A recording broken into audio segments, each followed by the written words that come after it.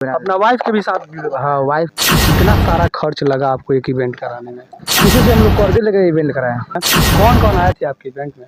हम इसको कहना चाहेंगे यही जो वीडियो छोड़े जाकर काम करें अपना बाहर में। जी नमस्कार, प्रणाम। मैं ओम प्रकाश कुमार और आप देख रहे हैं द पब्लिक पावर न्यूज़।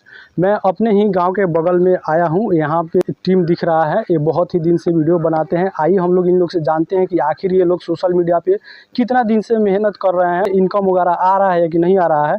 आइए आज हम लोग इन लोग से जानेंगे और बात करेंगे। क्या नाम है आपका? हमारा नाम है सुनील।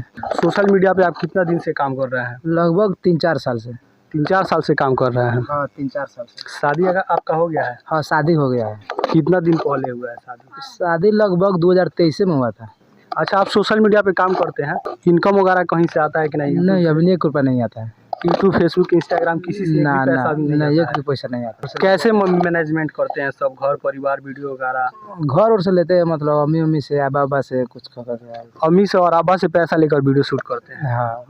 बाकी ये सुनील जी हैं, आप लोग जाइए और इनको सपोर्ट कीजिए। चैनल का क्या नाम पड़ेगा आपका? इंस्टाग्राम पे द गोल्डन ड्यू, फेसबुक पर सुनील हंसी, यूट्यूब पर भी सुनील हंसी। आइए, आपका मतलब कि टीम का लोग हैं? हाँ हम लोग सब टीम